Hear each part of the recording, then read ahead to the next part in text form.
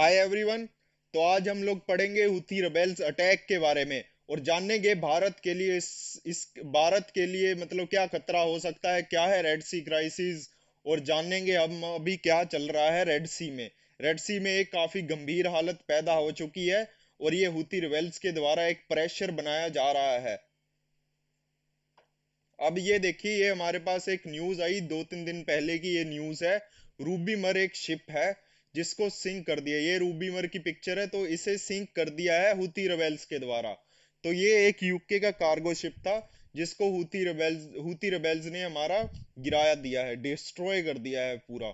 और हुती रेबेल्स की हमारी क्या डिमांड है? हुती रेबेल्स की हमारी डिमांड है कि इजराइल इजराइल ने जो वॉर शुरू किया है पैलेस्तीन के खिलाफ गाजा में, उसको रोका जाए। वो बम्बार्डमेंट रोक के, सारे ऑपरेशंस रोक के, नहीं तो हम ये ट्रेड रूट में तबाही मचाते रहेंगे एंड हम और भी ज्यादा शिप को डिस्ट्रॉय करेंगे और ये ट्रेड रूट चलने नहीं देंगे। तो ये एक रेड सी में डिस्टरबेंस क्रिएट कर रहे हैं, जिसकी वजह से पूरा ट्रेड रूट इम्पैक्ट हो रहा है और इससे क्या क्या चीजें महंगी होगी ये हम आगे देखेंगे। तो ये सारा मसला है, इन्होंने एक शिप को गिरा दिया है और इनकी डिमांड है ये इजराइल जो मतलब इजराइल ने जो ऑपरेशन चलाया है उसे वो रोके। अब चलिए, हुती ट्राइब को जानने से पहले हम ये जानते हैं कि ये हमारा एरिया इतना वो क्यों हो जाता है, इसकी लोकेशन इतनी खास क्यों है। तो ये देखिए, ये हमारा अरेबियन सी रहा। यहाँ से मुंबई या मान लीजिए गुजरात से कोई भी शिप चलती है, देन वो आती है gulf of Aden, then Bab el Mandeb, then वो यहाँ से red sea, then Suez canal से वो मेडिटेरियन सी, देन वो पूरे यूरोप में हमारा सामान पहुंचा देती है।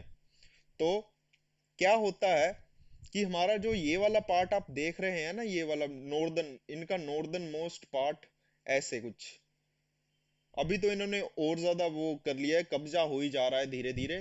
तो इनका जो ये वाला पार्ट है ना, नॉर्दर्न पार्ट, यहाँ पे इन्होंने एक, यहाँ पे हुदी रेबेल्स का कंट्रोल है। इसीलिए ये कोई भी शिप अगर आती है तो यहाँ पे अटैक कर देते हैं सीधे सीधे। कोई भी शिप क्रॉस होती है यहाँ पे अटैक कर देते हैं सीधा सीधा। क्योंकि आप सभी देख सकते होंगे ये काफी एक नैरो है बाबिल मंडब से। यमन एक काफी मतलब एक अच्छी पोजीशन पर है और जिससे ये डिस्टरबेंस क्रिएट कर रहा है। और ये पार्ट तो है भी मतलब हुती रेबेल्स के कंट्रोल में, ये यमन की गवर्नमेंट के पास नहीं है। ये सारा मैं आपको बताऊंगा कि यमन की गवर्नमेंट क्या है और हुती रेबेल्स क्या है। ये दोनों अलग अलग है, जी हाँ, ये दोनों अलग हैं। एंड जैसा कि मैंने आप सभी को बताया, यहाँ से Arabian sea, then gulf of मेड, देन बाबिल मंडब स्ट्रेट से red sea, then red sea से gulf of Suez, then Suez canal, then Mediterranean sea. तो ऐसे करके ट्रेड रूट चलता है। पर ये हूती रेबेल्स शिप्स को यहीं पर ही वो कर दे रहे हैं और इनकी डिमांड मेनली यही है कि इसराइल ने, जी हाँ, ये एक हमास को मतलब सपोर्ट करते हैं और ये बोलते हैं कि गाजा में जो भी इसराइल कर रहा है उसको रोके, वरना हम यहाँ से ट्रेड रूट को इम्पैक्ट करेंगे, जिससे जिससे काफी ज्यादा नुकसान देखना पड़ रहा है। अभी रूबी मर भी एक कार्गो शिप डूब गई है, इन्होंने काफी शिप भी हाईजैक की है। तो अब यहाँ पे जो ये वाला पार्ट है मेरा, ये वाला पार्ट, यहाँ पे सऊदी और यूएस की मदद से गवर्नमेंट को बिठाया गया एंड गवर्नमेंट चला रहे हैं। और यहाँ पे हुथी रिबेल्स हैं।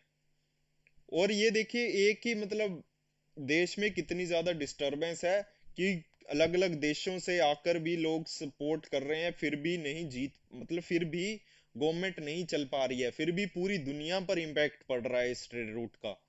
तो अब देखिए, जैसे कि मैंने आप सभी को बता दिया, इंडियन ओशन से ये गल्फ ऑफ एडन, बाबल मंडप, then red sea, then Suez कनाल से मेडिटेरियन सी। तो यमन मतलब काफी ज्यादा क्लोज है और ये वाला पार्ट तो है भी हुती रेबेल्स के कंट्रोल में, इसीलिए वो इजीली पूरी शिप्स को वो कर पा रहे हैं। लेट मी चेक समथिंग या। तो अब देखिए, ये जो हमारे हुती ट्राइब है, जी हाँ, मैं ट्राइब क्यों बोल रहा हूँ मैं आप सभी को समझाऊंगा। तो अब देखिए क्या होता है, ये ट्राइब थी, इन्होंने एक हुती मूवमेंट स्टार्ट की थी यमन गवर्नमेंट के। जी हाँ, ये एक मूवमेंट थी, ये मूवमेंट थी मतलब फिर ये मूवमेंट चलती रही, एंड इस मूवमेंट ने एक काफी ज्यादा एक सिविल वॉर में वो कर लिया। सिविल वॉर मतलब शुरू हो गई, मूवमेंट से सिविल वॉर शुरू हो गई। एंड इसमें जो मेनली जो मतलब एक ट्राइब थी जिसने बहुत ही ज्यादा सपोर्ट किया इस मूवमेंट में। पहले ये एक मूवमेंट थी, मूवमेंट में उसका नाम था हूती, इसलिए से हूती मूवमेंट कहा गया। एंड जब ये सिविल वॉर में इसने वो कर लिया, तो इसको इन इन सभी को हूती पहले ट्राइब बोलते थे, अब इन्हें रिबेल्स बोलते हैं। जी हाँ, ये गवर्नमेंट के खिलाफ इनकी डिमांड है कि हम गवर्नमेंट के खिलाफ हैं, तो इन्होंने एक सिविल वॉर शुरू कर दी है अपने ही देश में। और इन्होंने ये जो ग्रीन वाला हमारा पार्ट है इस पे कंट्रोल कर लिया है। ये ग्रीन वाला जो पार्ट आपको दिख रहा होगा, इस पे कंट्रोल है। ये देखिए ये कितनी मतलब पास है, इसलिए ये यहाँ से काफी ज्यादा मतलब इम्पैक्ट कर रहे हैं शिप्स को। जो भी शिप यहाँ से जा रही है उसे इम्पैक्ट कर रहे हैं। और ये देखिए मैं आपको एक और चीज बताता हूँ। ये सना आप सभी देख रहे होंगे, सना यमन की कैपिटल है, ऑफिशियल कैपिटल। किसी देश की कैपिटल सबसे ज्यादा सिक्योर होती है। एंड ये हूथी रेबेल्स ने वही कैपिटल को मतलब उसकी जो सरकार वहां पे चला रही थी उसको उखाड़ फेंका और खुद कंट्रोल कर रहे हैं। आप सोचिए कि सरकार के पास ही, उस देश की सरकार के पास ही उसकी कैपिटल नहीं है, उस देश की सरकार के पास ही उसकी कैपिटल नहीं है, उसे हूती रिबेल्स चला रहे हैं। इसीलिए ये इनकी डिमांड सिर्फ यही नहीं है कि इसराइल और पैलेस्तीन को वो मिले, इसराइल और पैलेस्तीन के बीच एक वॉर विराम हो, युद्ध विराम हो, नहीं।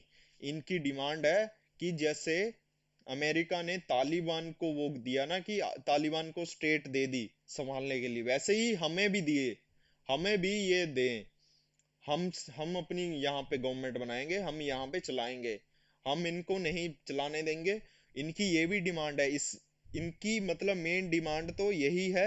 इसराइल पैलेस्तीन वॉर तो सिर्फ एक जरिया है। इनकी जो मेन डिमांड है वो ये है कि हमें इंटरनेशनल मंच पे एक दर्जा दिया जाए, जैसे तालिबान को दिया गया, तालिबान की गवर्नमेंट, तालिबान को अफगानिस्तान दे दिया गया, वैसे ही यहाँ पे भी हमें ये पूरा देश दे दिया जाए। अमेरिका ये या फिर कुछ देश घोषित कर दें कि हाँ आज से ये हुती रिबेल्स है। और इन्हें कंट्रोल किसका है? इन्हें कंट्रोल है ईरान का। इन्हें ईरान काफी ज्यादा फंडिंग दे रहा है, काफी ज्यादा हथियार दे रहा है। तो इन्हें जो मतलब इतना ज्यादा वो है। और यही दूसरी साइड यहाँ पे जो गवर्नमेंट चला रही है, इसको सपोर्ट है सऊदी का। सऊदी, जी हाँ, जो एक ईरान का दुश्मन है। यूएस भी इसका सपोर्ट है, यूएस भी ईरान का दुश्मन है। तो इन सभी मतलब देशों का यमन की गवर्नमेंट को सपोर्ट है, बट फिर भी ये एक डिस्टरबेंस क्रिएट करने में वो हो रहे हैं। और इन्होंने काफी डिस्टरबेंस एक देश की देखी है, एक देश में डिस्टरबेंस आज पूरी दुनिया को भुगतनी पड़ रही है। तो आई नो आप सभी को हुती ट्राइब्स के बारे में पता चल गया होगा। अब हम जानेंगे कि इससे मतलब इंडिया पर रिस्क क्या है। देखिए, आप ये देख रहे हैं हेलीकॉप्टर। जी हाँ, ये हेलीकॉप्टर से इन्होंने पूरी दुनिया के होश उड़ाए जब इन्होंने एक हेलीकॉप्टर से एक शिप को हाईजैक कर लिया।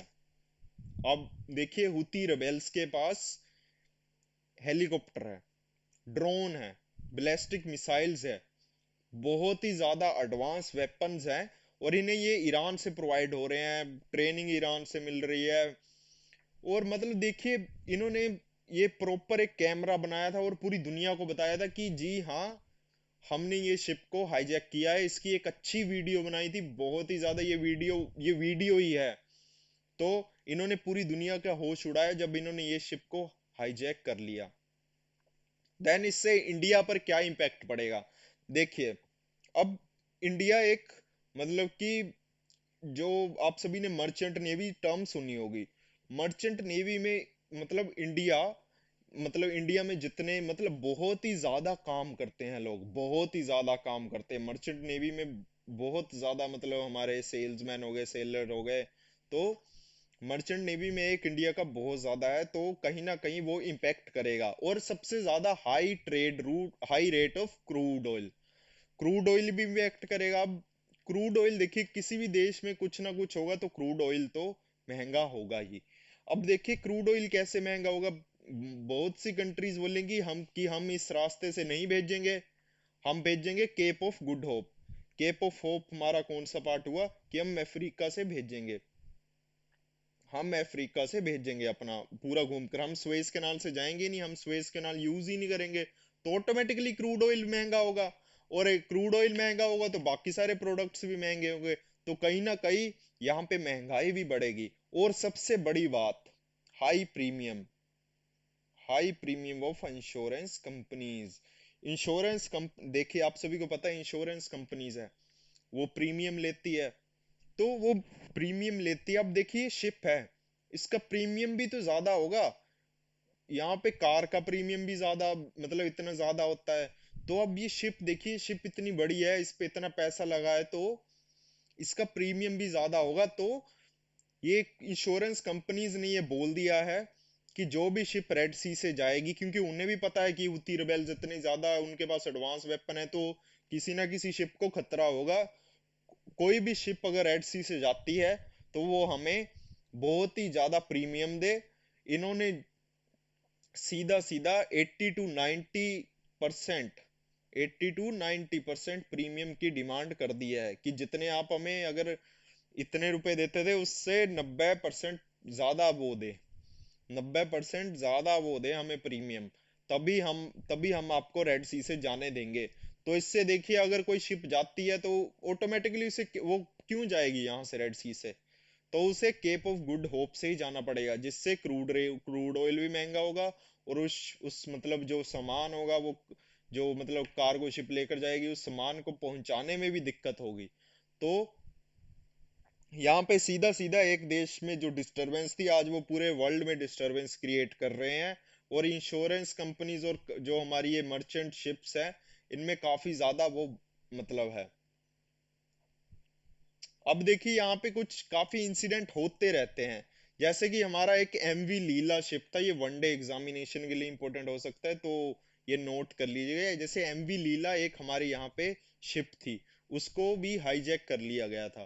तो आईएनएस इंडियन नेवी ने ऑपरेशन चलाया, मार्कोस कमांडोज थे इसमें, आईएनएस चेन्नई ने इसे बचाया। Then MV Merlin, MV Merlin भी एक शिप थी, इसे भी इंडियन नेवी ने बचाया। उसमें इसमें शिप थी आईएनएस विशाखापट्टनम। तो ये दोनों इंपॉर्टेंट है, ये आपको मे बी वनडे एग्जामिनेशन में पूछ ले। तो यहाँ पे काफी कुछ हो रहा है, रेड सी में काफी हलचल मची हुई है, जिसकी वजह से हमें ये ऑपरेशंस भी पढ़ने जरूरी हो जाते हैं। अब देखिए कि ये India middle east east Europe economic corridor क्या है। ये इसका एक अल्टरनेटिव हो सकता है कि हम रेड सी घुसेंगे ही नहीं। हम रेड सी क्यों घुसें, हम नहीं घुसेंगे रेड सी। तो ये India middle east economic Europe economic corridor, इसका एक अल्टरनेटिव हो सकता है कि हमें यहाँ पे जाना ही नहीं है रेड सी। हमें यूरोप, हम सामान भेजेंगे कैसे, गुजरात और मुंबई के पोर्ट से यूएई जाएगा, यूएई से जाएगा सऊदी, देन ये हमारा रेल रूट, हम रेलवे ट्रैक बिछाएंगे। रेलवे ट्रैक तो देखिए ऑलरेडी सऊदी में बिछी हुई है। देन रेलवे से यहाँ पे जाएगा इजराइल, देन ग्रीस।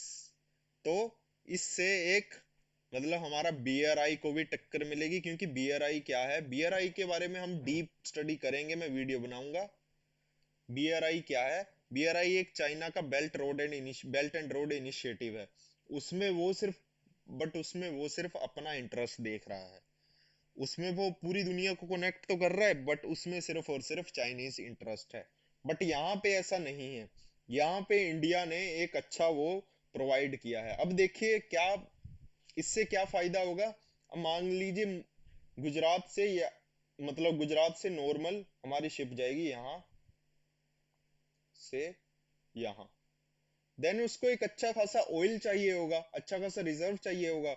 अगर मान लीजिए कि यहाँ से शिप ने भेजा यहाँ, तो उसे इतना की ऑयल चाहिए, देन उसके बाद क्या होगा, देन उसके बाद यूएई, देन सऊदी। अब देखिए ये जो हमारे देश हैं सऊदी एंड यूएई, इनके पास एनर्जी तो ऑलरेडी ज्यादा है, इनके पास तो ऑलरेडी एनर्जी रिच कंट्रीज है ये। तो ये एनर्जी रिच कंट्रीज यहाँ से मतलब उसमें ऑयल वगैरह भर देंगे, जो भी एनर्जी चाहिए होगी रेलवे ट्रैक ट्रूप में, तो उसको लग जाएगी, और यहाँ से ये आगे भेज देंगे। और मतलब ऐसे एक व्यापार, ये सारी कंट्रीज मतलब कनेक्टेड, तो आपस में व्यापार चलता रहेगा, एक अच्छा व्यापार रूट बन चुका है।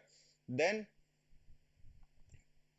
क्योंकि देखिए ये वाला जो है, यहाँ से तो ऑलरेडी खतरा है, हो सकता है शिप डूब जाए, तो कोई क्यों अपनी मतलब क्यों जान जोखिम में रख कर यहाँ पे वो भेजेगा, क्यों कोई जान जोखिम में डालेगा, जब उसके पास ये भी एक अल्टरनेटिव हो सकता है।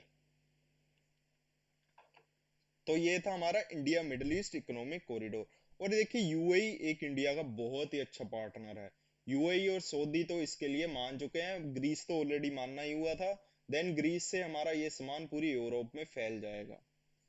अब देखिए यूएई हमारा जो है, यूएई हमारा एक बहुत ही ज्यादा बढ़िया ट्रेडिंग पार्टनर है, सबसे मतलब उन कंट्रीज में है one of the top trading partner of India.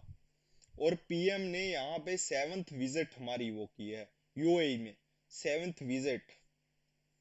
आप देखिए यूएई हमारा हमारा मतलब हमारे लिए कितना इंपॉर्टेंट है, और हम आपस में बहुत ही ज्यादा व्यापार करते हैं। चलिए आईमैक के बारे में हम किसी और दिन जानेंगे, पर आईमैक इसका एक अल्टरनेटिव है कि हमें हमारे यहाँ से सामान नहीं लेकर जाना पड़ेगा, क्योंकि यहाँ पे ऑलरेडी मैंने आपको बता दिया उतरी लेवल्स की सिचुएशन। Thank you.